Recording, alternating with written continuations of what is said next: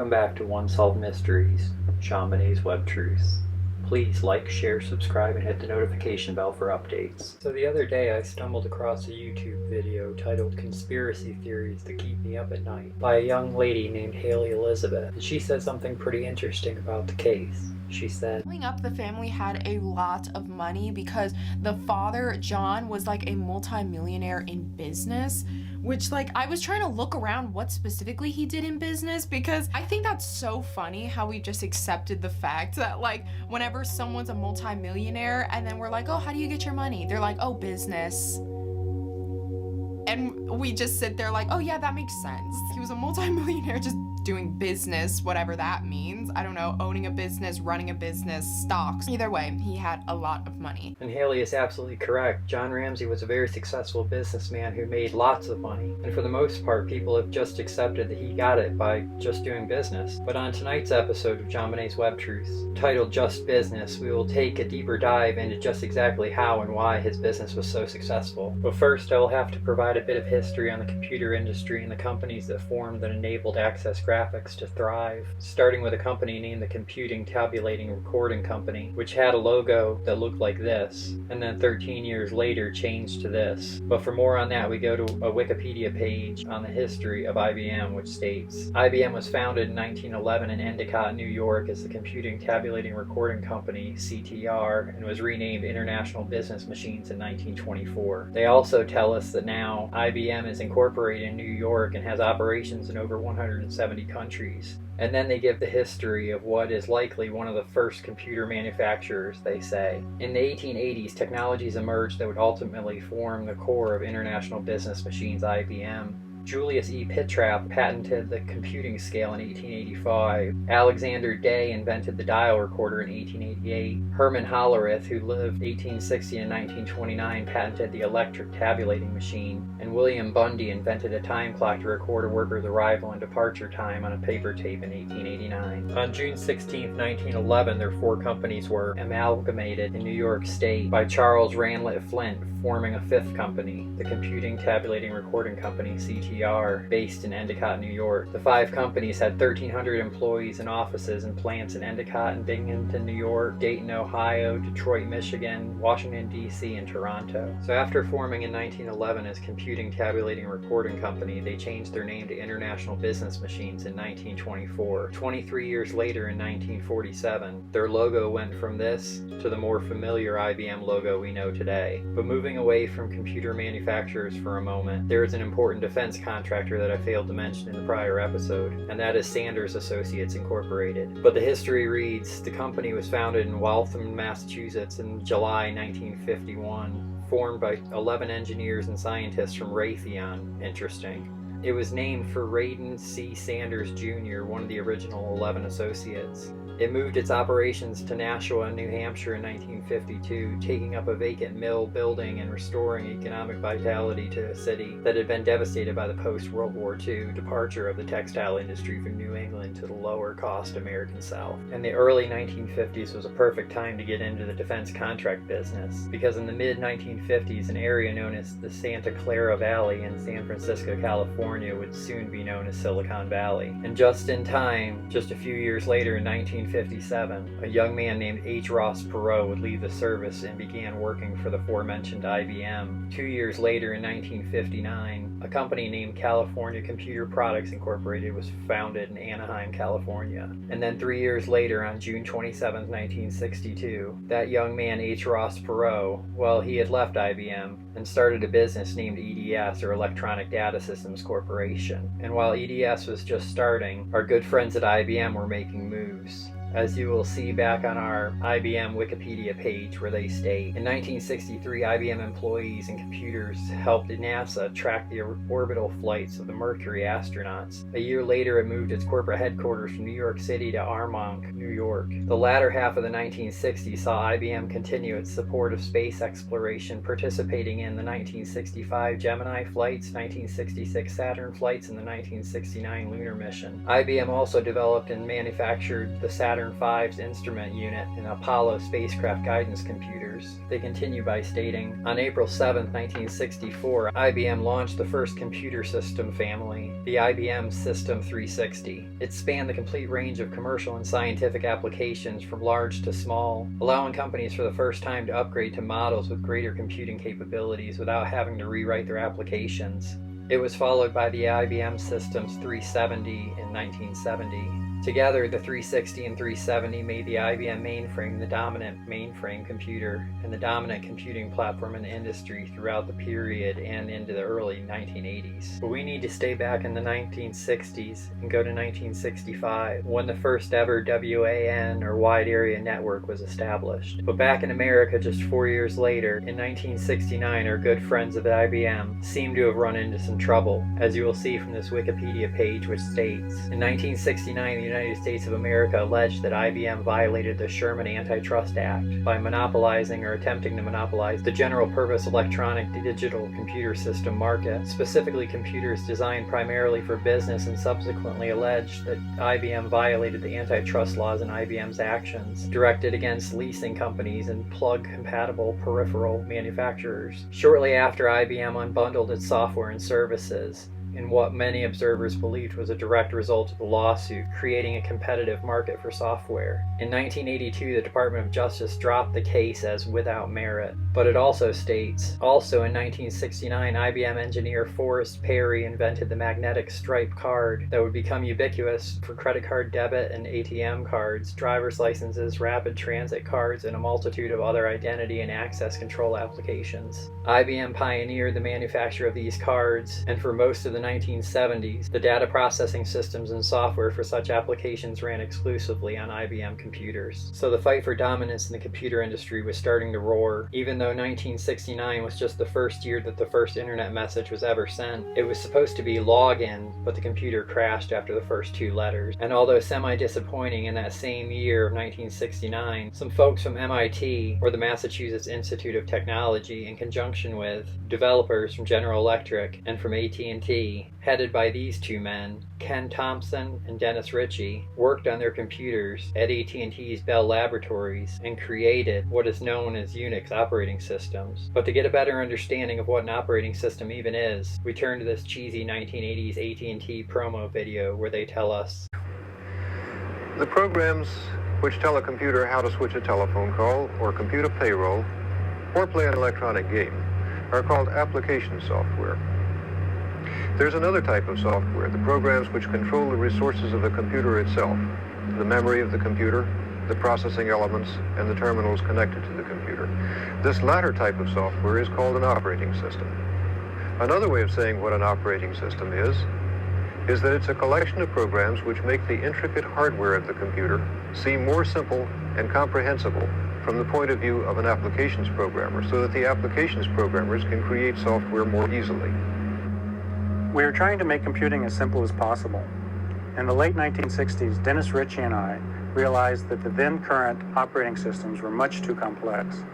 We attempted to reverse this trend by building a small, simple operating system on a mini computer. Well, what we wanted to preserve was not just a good programming environment in which to do programming, but a system around which a community could form fellowship. We knew from experience that the essence of communal computing, as supplied by remote access time-sharing systems, is not just to type programs into a terminal instead of a key punch, but to encourage close communication. And many people and businesses would utilize their operating system to better communicate and navigate on their computers for years to come. And over the next 6 years, from 1970 to 1976, the rise of the LAN, or local area network, would occur, connecting computers closer to one another within the wide area networks. During this time in 1974, our good friends at IBM would have given us something pretty helpful, because in 1974 the IBM engineer George J. Laurer developed the Universal Product Code, better known as the UPC code we see everywhere today. But the following year, on April 4th, 1975, 2 gentlemen, Bill Gates and Paul Allen, would start the company Microsoft, which has also become a household name. And the very next year, in 1976, 2 other gentlemen, Steve Jobs and Steve Wozniak, would start their own company, which you would know as Apple Computer Company. This is just just 1 year before, defense contractor Lockheed Aircraft Corporation would change their name to just Lockheed to better represent the non-aviation work they were doing.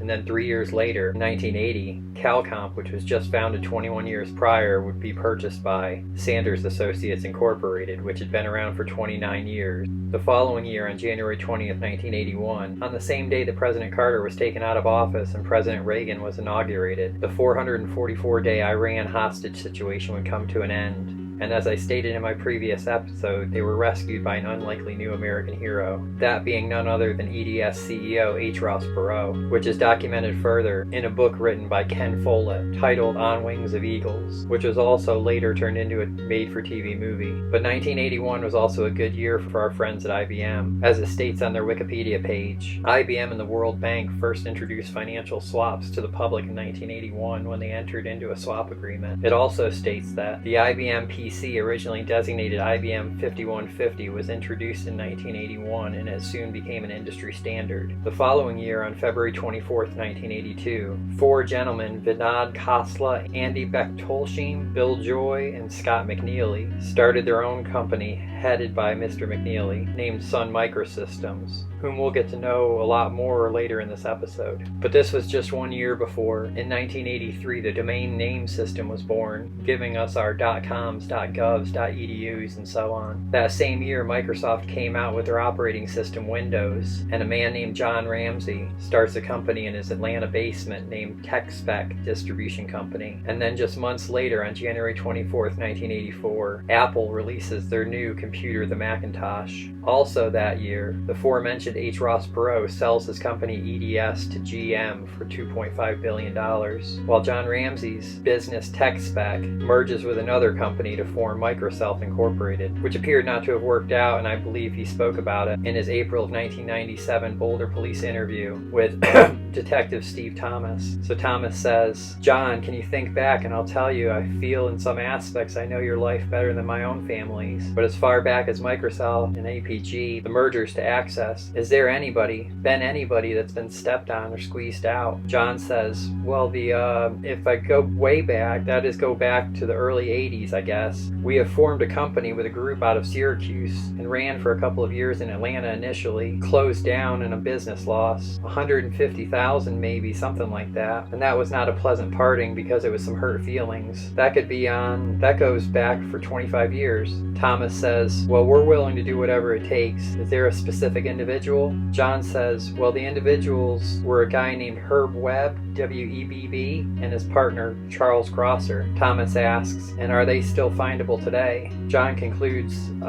probably in Syracuse. That's really been the only business deal we've ever had where there has never been any acrimony, and there were no lawsuits. I think everybody was disappointed that the relationship didn't work out. We never communicated again, though." So I assume in this BPD interview that John is speaking of Microsoft. And fortunately for him, when he merged in 1984, he also kept a business named TechSpec 2, which will come in handy down the road. But in December of 1984, a new company named Cisco emerged. To learn a little bit about them, we turn to their Wikipedia page, which states, "Cisco Systems was founded in December of 1984 by Sandy Lerner, along with her husband, Leonard Bosack. Lerner was the director of computer facilities for the Stanford University Graduate of Business. Bosack was in charge of the Stanford University Computer Science Department's computers. Cisco's initial product has roots in Stanford University's campus technology. In the early 1980s, students and staff at Stanford, including Bosack, used technology on the campus to link all of the school's computer systems to talk to one another, creating a box that functioned as a multi-protocol router called the Blue Box. The Blue Box used circuitry made by Andy Bechtolsheim,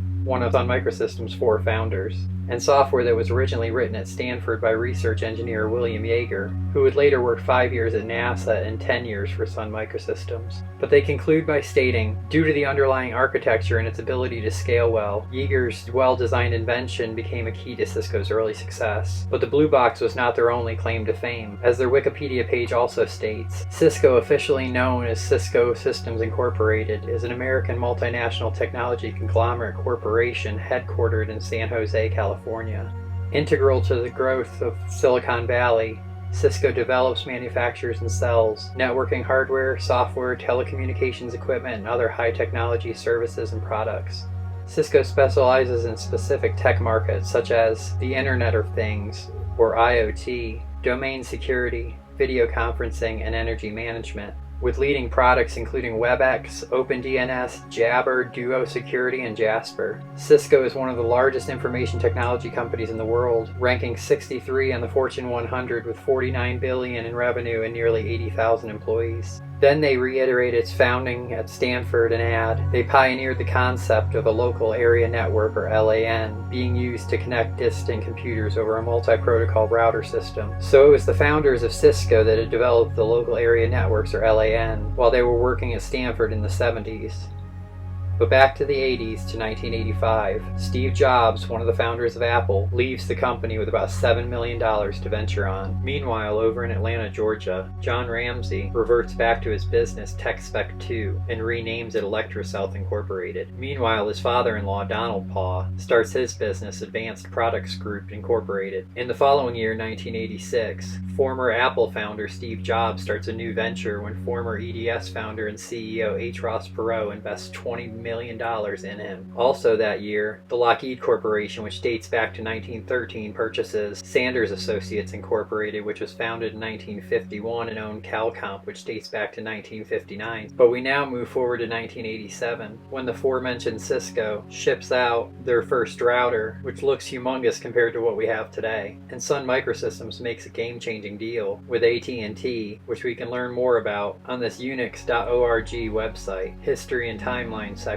which states, in a move intended to unify the market in 1987, AT&T announced a pact with Sun Microsystems, the leading proponent of the Berkeley-derived strain of Unix. However, the rest of the industry viewed the development with considerable concern. Believing that their own markets were under threat, they clubbed together to develop their own new open systems operating system. Their new organization was called the Open Software Foundation, or OSF. In response to this, the AT&T Sun faction formed Unix International. And just the following year, John Ramsey and his business ElectroSouth would merge with Advanced Product Group Incorporated, which had been started by his stepfather Donald Paw, and together they formed APG, which John would become CEO of. But he wasn't the only one making moves in 1988, as the aforementioned H. Ross Perot would start Perot Systems Corporation, just 4 years after selling his original company EDS. And thanks to Ross Perot, there was someone else flying high that year. Former Apple founder Steve Jobs, who released his line of the new NEXT computers. Speaking of next, on January 20th, 1989, Ronald Reagan's 2 terms as president would come to an end, and the buck would be passed over to Reagan's vice president at the time, George H.W. Bush. But 1989 would also give us the first commercial provider of dial-up access, world.std.com.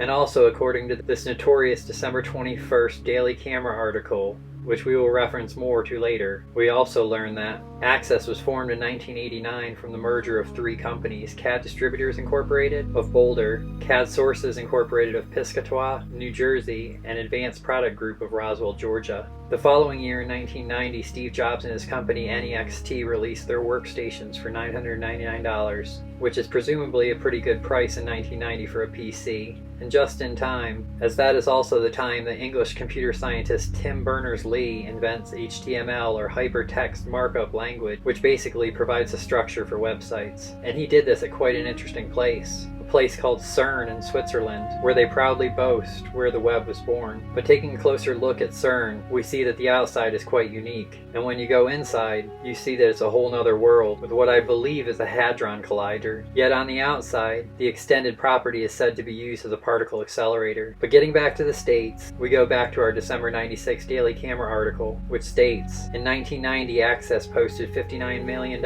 in sales and had 120 employees. The following year, 1991, is the year the World Wide Web went mainstream, and Access Graphics would celebrate another success, as is documented in this May of 1991 LA Times article titled Calcomp, which had been around since 1959, buys biggest of its distributors, Acquisition. The move is part of an effort to help finance the rapid growth of Access Graphics technology of Boulder. Written by James S. Granelli, He states, Anaheim Calcomp Incorporated, a computer graphics equipment manufacturer, said Wednesday that it has acquired its biggest domestic distributor for an undisclosed sum. The acquisition of Access Graphics Technology Incorporated of Boulder, Colorado is part of an effort to help finance the distributor's fast growth. It also is expected to boost Anaheim-based Calcomp's revenue 20% this year. Access Graphics, formed in 1988 by the merger of 3 Calcomp distributors, will be operated as a wholly owned subsidiary with its same management and about 120 employees. Access, which accounted for nearly 4% of Calcomp's $400 million in revenue last year, distributes primarily to engineers who use computers to help design their projects. It has 22 offices nationwide.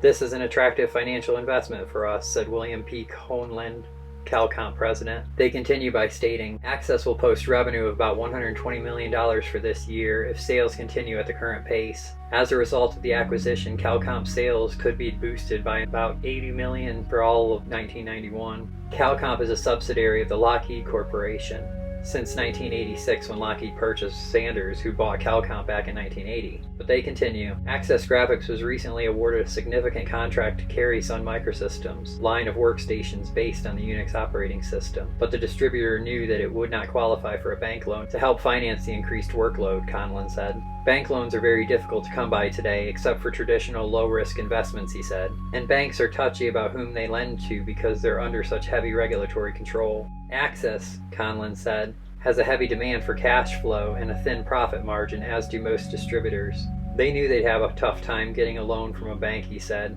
So Calcomp, which already owned a 25% stake in the firm, offered to acquire Access and provide it with funds for expansion. And then concludes, John B. Ramsey, president and chief executive of Access, said in prepared remarks that such corporate capitalizations are welcomed by small firms looking for alternatives to traditional financing sources. In the computer industry, it's unfortunate that it has been the Japanese that have been doing most of the acquiring, Conlon said. I think it's a healthy sign that a U.S. company is helping out another U.S. company. And in case you are wondering, he adds, Calcomp manufactures plotters, printers, and digitizers used to produce computer-generated graphic images. So Access Graphics had really been playing in the major league since 1991. And the following year, in 1992, another major player would make a big move. When EDS, the company that Ross Perot founded and sold to GM, entered into the telecommunications industry. But back to H. Ross Perot, on February 20th of 92, he announced he was running as the independent candidate for president. He would be going up against the current president, George H.W. Bush, and new to the presidential run, one Bill Clinton. However, on November 3rd of 1992, Election Day, the presidency would go from George H.W. Bush to Bill Clinton, and he would be inaugurated on January 20th, 1993. Just over 2 years into his term, on March 15th, 1995, the Lockheed Corporation would merge with Martin Marietta and become Lockheed Martin. 2 months later,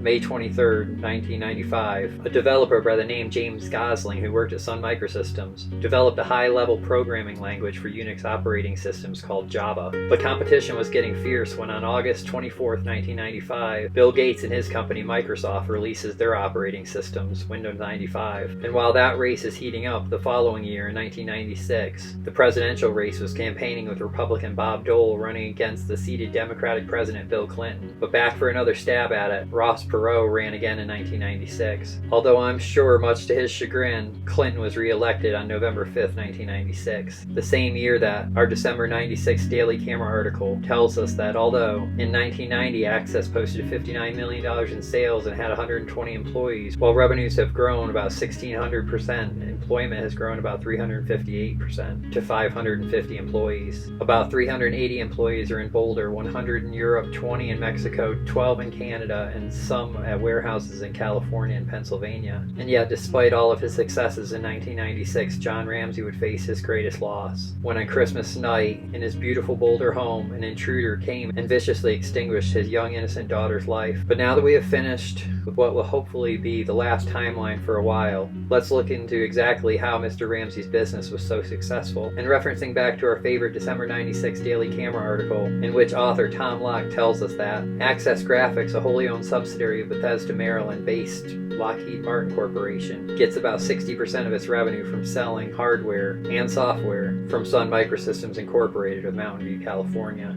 But John Ramsey further confirms his strong reliance on Sun Microsystems and their products during his June of 1998 interview with Detective Lou Smith and DA prosecutor Mike Kane, in which Kane asks, "What led up to that?"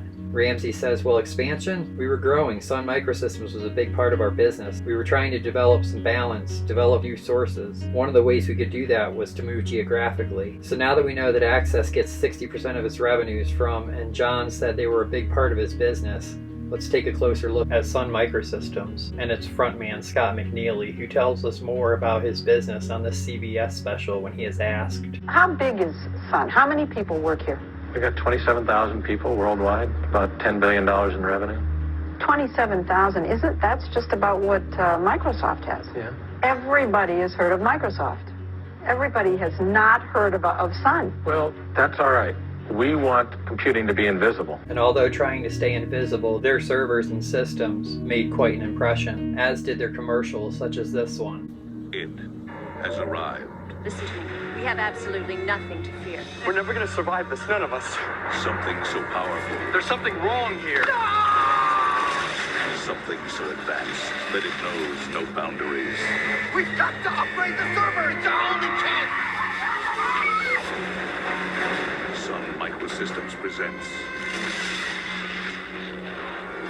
The Dot. Your competition will never know what hit them. And they ran with that dot motif when they used this closing in one of their commercials. Our technologies are the dot and .com. What can we .com for you?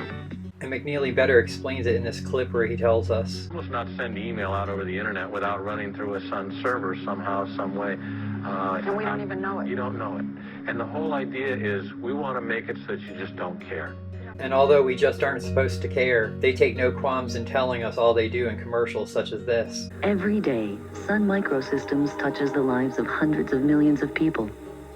Sun systems serve as the backbone of the internet, connecting school children around the world, bringing internet commerce to the smallest shops in China, and providing the intranet solutions that are driving big business into the future. No matter where or how you're using the internet, you're using Sun. Since the network is the computer has to be Sun. But let us not forget, Sun is also the creator of JavaScript, and in good Sun Microsystems style, they make a commercial showing how important Java is in a comical commercial about a housewife and her damn dog Sparky, which goes like this.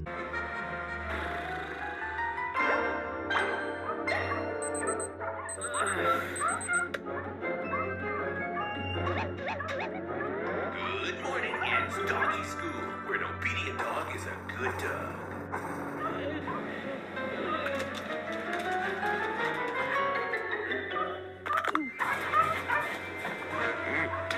Damn dog.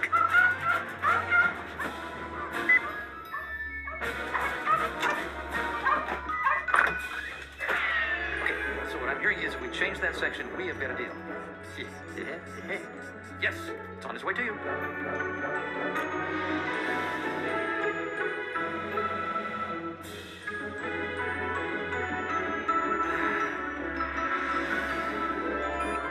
Yeah, I gotta go. Shut up, Sparky. You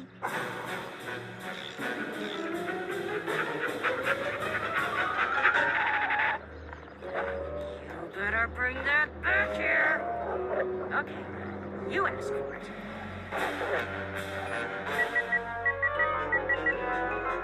Hi, this is Hal. I'm busy right now. Oh, yeah, sure you are. You know what that dog just did? The damn dog did what?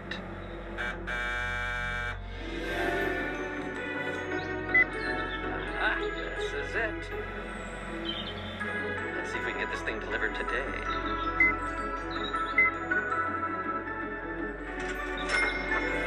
Snookum! Yeah. Don't worry, help is on the way as we speak.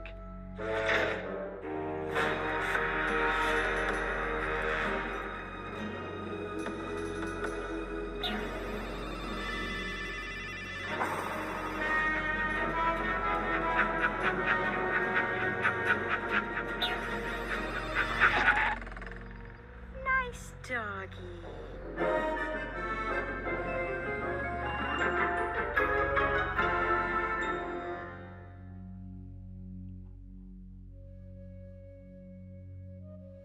And And with Java's strong influence on the technology platform, it is no wonder Fortune magazine put CEO Scott McNealy on the cover as Java Man. But just in case you didn't fully grasp the importance of Sun Microsystems, they put out this catchy commercial, which begins with an entertaining warning and a good example of what the world would be like without them. It goes as follows.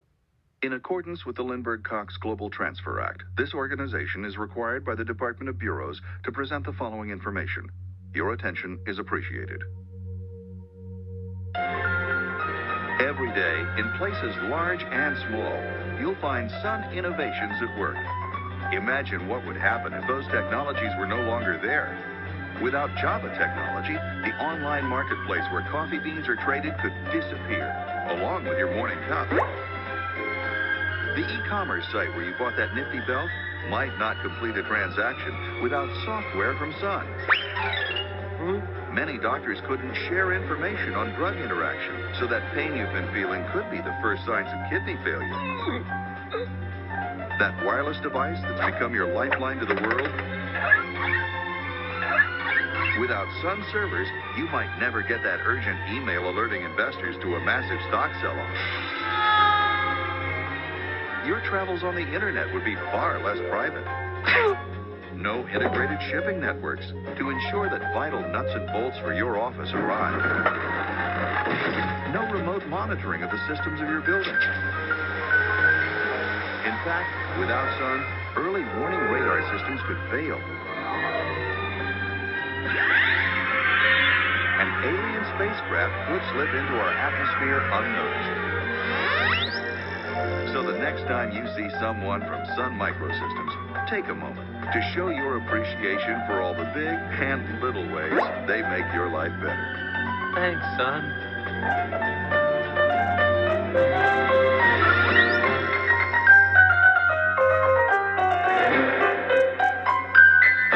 So with all this state-of-the-art technology, one would think Sun's CEO Scott McNealy must have been some kind of engineering genius, as he was the forefront of establishing Sun Microsystems back in 1982. But taking a closer look at our CBS special, he tells us, I didn't know what a disk drive or a DRAM or an operating system was 10 months before we started the company.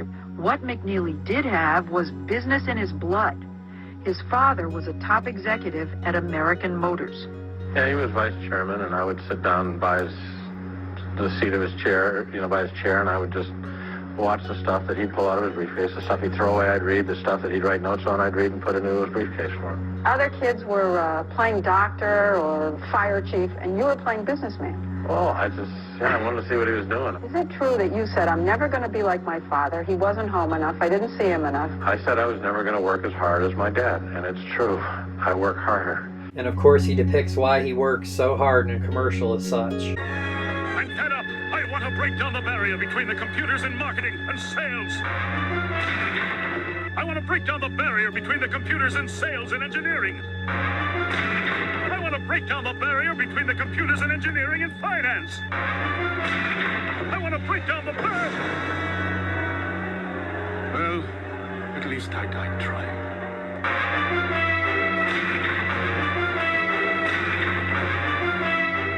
While Scott McNealy lives on to tell us how he sees his business, he says, Let me take the example. The Hoover Dam connected via lots of pipes to the water faucet. Huge telephone switches connected to simple telephones. Huge nuclear power plants connected to wires to a hairdryer.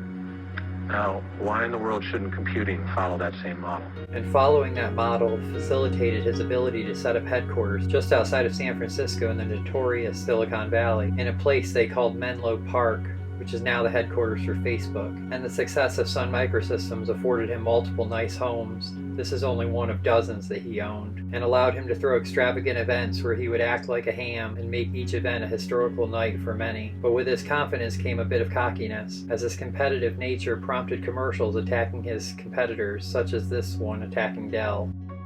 Well, sure, when the company made the move to Dell servers, we missed some things. But I remember one of our board members saying, good enough is still good, right? After all, it's not bad, right? That's why... What's up, Chuck? we haven't been getting the performance we need, so we're having to install a few more racks. Quite a few more, actually. But where others see challenges, we see opportunities.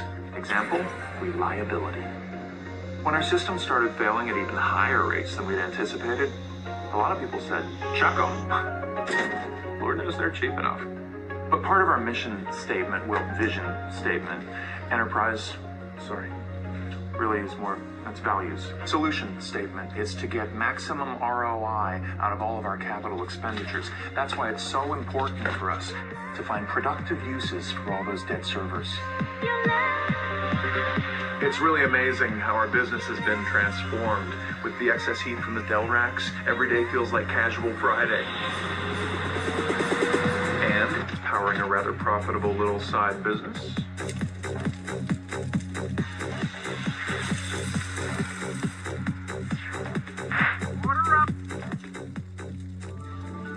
The new HVAC upgrade is helping, though. You just have to be aware of exactly where you are when the thermostat kicks in.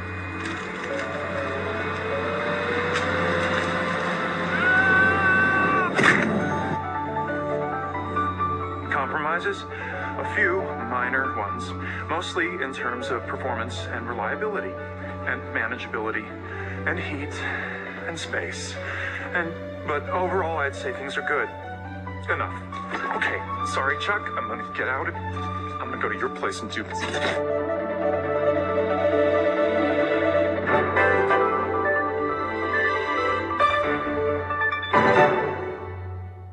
And yet Dell would not be the only competitor he takes on, as he also says. Isn't it fascinating that we all grew up and we want our kids to be able to read, write, and speak English. We want them to be able to drive an automobile, and we want them to be able to work a computer. Well, don't we want them to know how to work a nuclear power plant to turn on the lights? Don't we want them to know how the Hoover Dam works to take a shower? Bill Gates has got a great game going here. He's got us all thinking we need to train our kids on Windows. Wrong. It's just a waste of time. And of course, as would be expected, here's the commercial.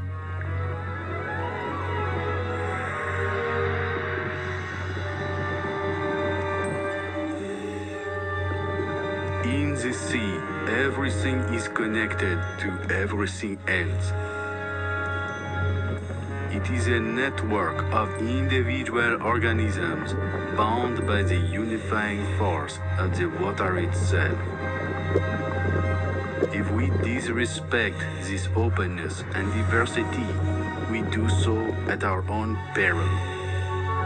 On this day, Bernard is hoping for a glimpse of the rare Sumatran sea badger, when suddenly, disaster. On his own, his equipment unreliable, his inadequate support, Bernard makes a valiant attempt to recover, trying all the fixes he knows, but to no avail.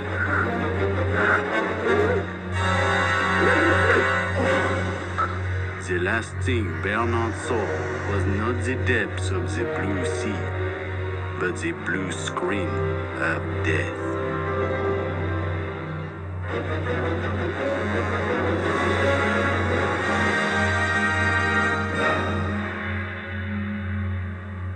So with Microsoft being such competition to Sun Microsystems, they released multiple additional Java commercials, such as this catchy little number.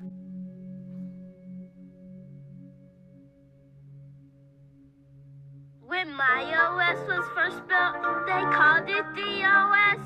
They changed the name to Windows, but it's still a total mess. But now I have more time to play, 'cause Sun has found a better way. Their engineers have saved the day by bringing us JAVA. When my OS was first built, they called it DOS. They changed the name to Windows, but it's still a total mess. But now I have more time to play, 'cause Sun has found a better way. Their engineers have saved the day by bringing us JAVA. See? Write once, run anywhere. And when discussing the competition of Microsoft and Sun, McNealy is asked, Has Microsoft actually come after Sun? Absolutely. We're probably ground zero right now. It's very, very clear they've decided that we have a chance to cost them. You have a chance to make Windows obsolete. Windows is obsolete. We have a chance to show the world that it is. Well, I don't know. I use Windows. I wouldn't say it's obsolete. Well, see, you don't know.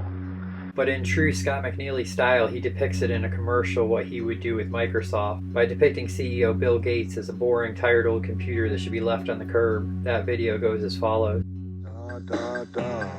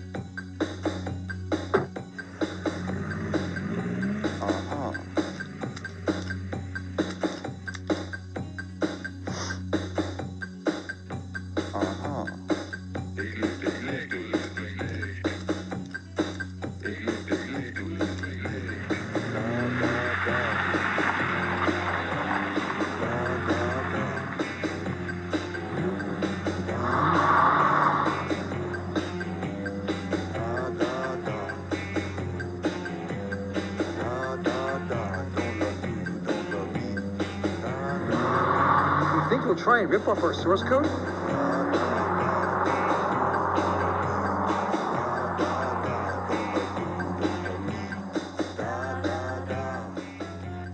So you might think he had a vendetta against Bill Gates, but fortunately he was asked just that. Is it true that the first thought you have when you wake up in the morning every day is, what can I do to get Bill Gates today? The first thought is probably not how can I get Gates, but how can I make sure that my company doesn't get squished by Microsoft's monopoly? But he sure would make a commercial depicting that type of monopoly, as you will see.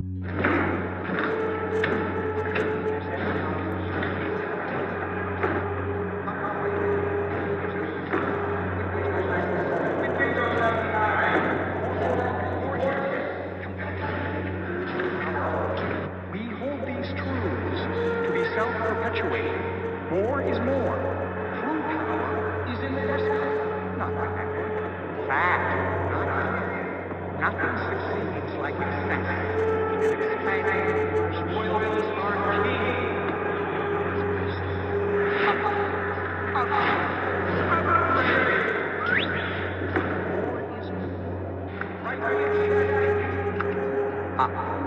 Today, you'll see why the network is the computer, and has been since 1984. And McNealy would also push it up into the halls of Congress, as you will see in this video of a deposition of Bill Gates in which he is quoted as saying, quote, "Do we have a clear plan on what we want Apple to do to undermine Sun?"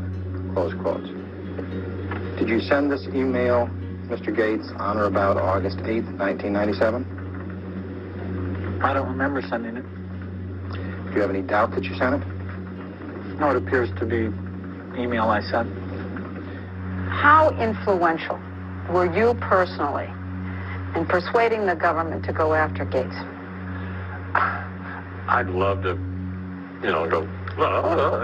really influential, but I wasn't, right? Well, It's so obvious. You went to Washington and you lobbied. I do that a lot, but to think that I had a big difference, it's so obvious.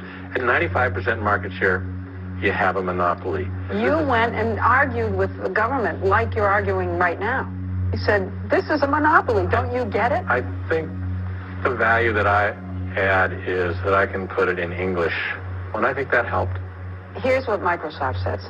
They're winning and you're not, so you're whining. And Do I look like a guy that needs to whine? And no, I don't think he had anything to whine about. And while in DC, he clearly stated, Microsoft has the power today to exercise predatory and exclusionary control over the very means by which we access this internet. Senator Hatch couldn't find people who weren't afraid to come and testify about Microsoft. That you were one of the very few who wasn't afraid. Why aren't you afraid? Well, we're the only computer company left that's not reselling Microsoft technology. So what's he going to do? Withdraw supplying us? We don't resell his stuff. And with nothing to lose personally, he is asked about competitors. I understand that there are a lot of other computer companies that may be afraid to go after Gates, but they're thrilled that you're doing it. Well, everybody'd much rather we be the roadkill than them, so they're happy that we're out there. Right. Better him than me. But Scott McNealy was no roadkill and played his own game, which he discusses when the reporter points it out as such. I've heard it said that if you want to understand Scott, come out and watch him play hockey. Getting under your opponent's skin, getting your opponent off his game. There's no question that we play that kind of game. Or at least I do. I can't help myself, but you play that kind of game on the ice, and you play that kind of game in your business? I probably do more so in business because I'm a little more confident in my business than I am in my hockey game. That's just what we do, get them off their game.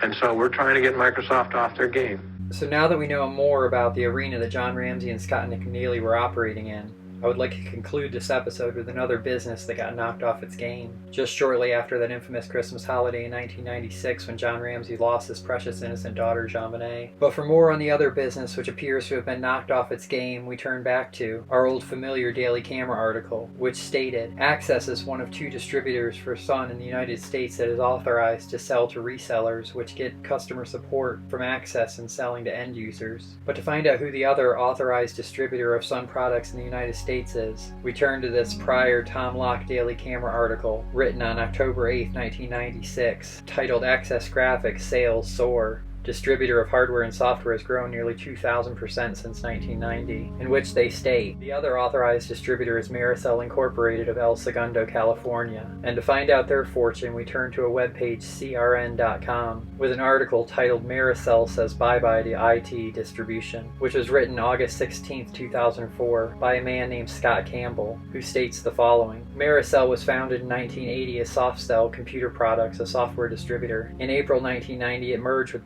America, a hardware distributor, to become Merisel. By the mid-1990s, Merisel had become the 3rd largest broadline distributor behind Ingram Micro and Tech Data, with annual revenue of several $billion. Yet he concludes, but behind the growth, the company lost hundreds of millions of dollars. A majority share was sold to investment firm Stonington Partners in 1997, and Merisel went through a dramatic reorganization that led to the selling of its hardware business, including its successful Sun Microsystems focused Mocha business to Aero Electronics and Merisel Canada to Cinex. So Access Graphics was not the only company that got knocked off their game, as Scott McNealy would say, and that further exemplifies why Patsy Ramsey said, Someone came into our home, not only killed our child, but killed everything that we had built and worked hard for to prepare for the future. It took a lot of people down with it. And although there is a bit more we could speak of the Ramseys' business, but for now I will conclude this episode of JonBenét's WebbTruths. Don't forget to like, share, subscribe, and hit the notification bell for updates. And make sure to tune in for our next episode, titled Episode 6, Persons of Interest. At least in my opinion, as the Boulder Police Department did not show a lot of interest in the individuals we will be discussing next week. However, I have. So we'll see you on the next episode, as we get one step closer to identifying the horrible monster responsible for this heinous crime.